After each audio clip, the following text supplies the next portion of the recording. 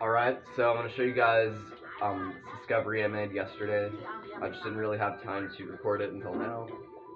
Uh, it's basically a task only strat that I found, and the reason it's task only is because it's pretty hard to attempt in runs, but if you did it perfectly, you could theoretically save a few seconds. So, first we have the Flick IJ. This was not discovered by me, this was discovered by Jared Plubik Alember.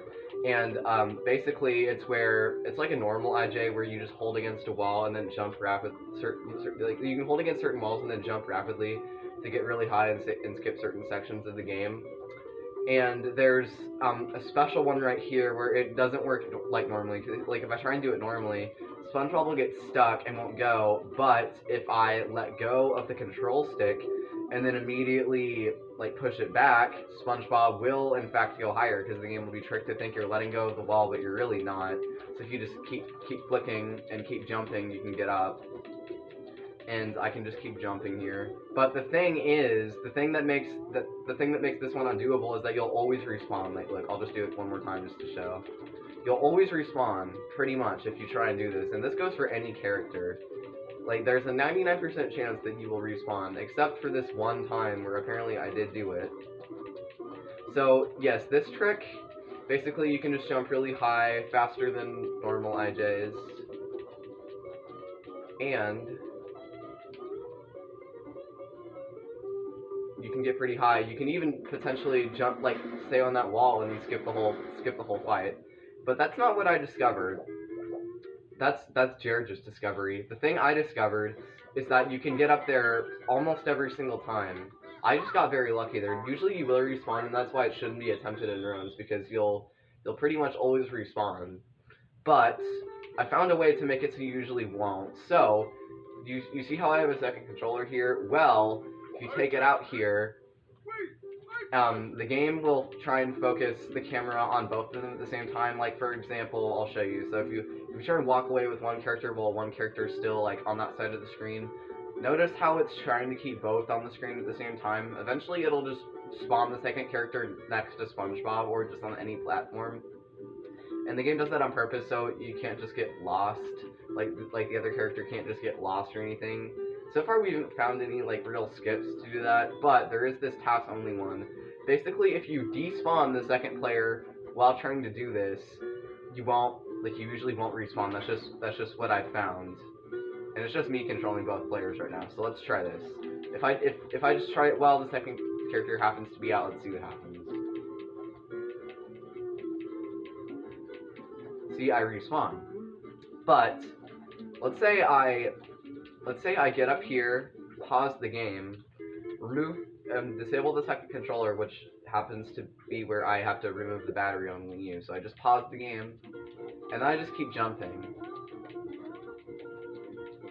Well, would you look at that? I made it up. But that could have just been a fluke, in theory. So I'm gonna try this again to show you guys that I'm not just making it up how this is consistent. Let me just try and turn on the second controller here. Alright, let's try this again. Do the flick IJ. This is faster than normal IJs. You will jump faster as long as you actually, jump fast. Well, alright, let's remove the battery, one of the batteries. I don't have to remove both, just one. Well, no, I don't want to quit. I want to keep going, okay. But then he'll be despawned. And you can do this without pausing the game. You don't have to pause the game to do this. But as you can see, it works like a charm, almost. The only scary thing about this is the fact that you could potentially fall and then kill your run if you're on a good pace, especially. And in theory, if someone were to try and get this, they could theoretically, we don't know this yet, but they could walk on the wall and skip the whole fight. Or they could just land in the fight and potentially save a few seconds if they did it perfectly.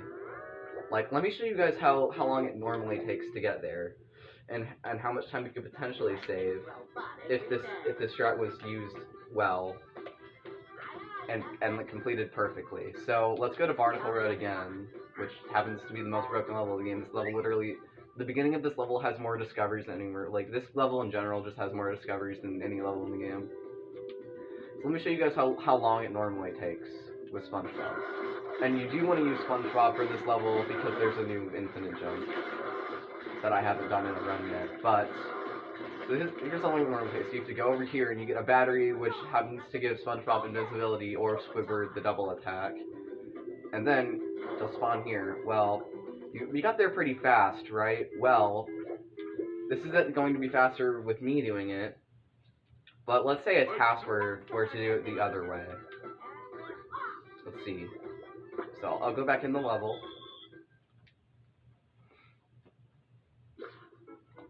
We can walk over here.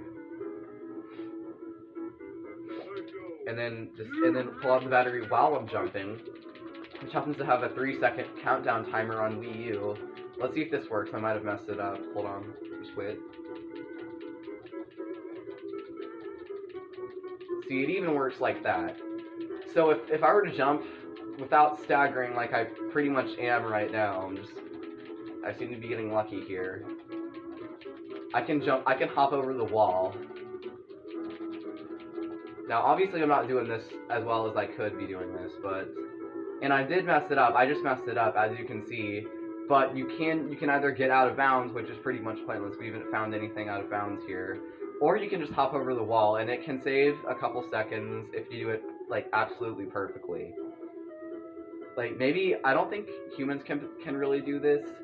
And if you're wondering, you can't hop on that platform. There's like the invisible wall extends just past it, so there's no way to really get over there, as far as we know, unless you were to somehow hop on the wall. And I'm gonna try a few more things in this video, just with this glitch. And I'm gonna show you how tight some of these are, and how it might potentially be very difficult to perform some of these.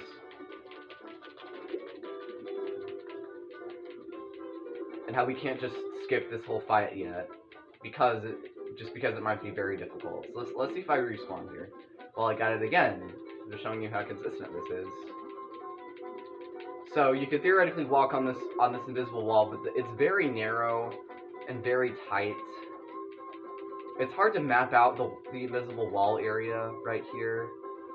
Usually I just fall back down in bounds.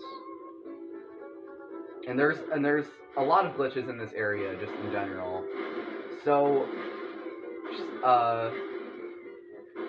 that might be, it might be a potential strat for runners, or it's a task only thing, but it's a good discovery anyway. Like I didn't know that you could always do it 100% of the time. I thought it was just like extreme luck. Well, now we have this.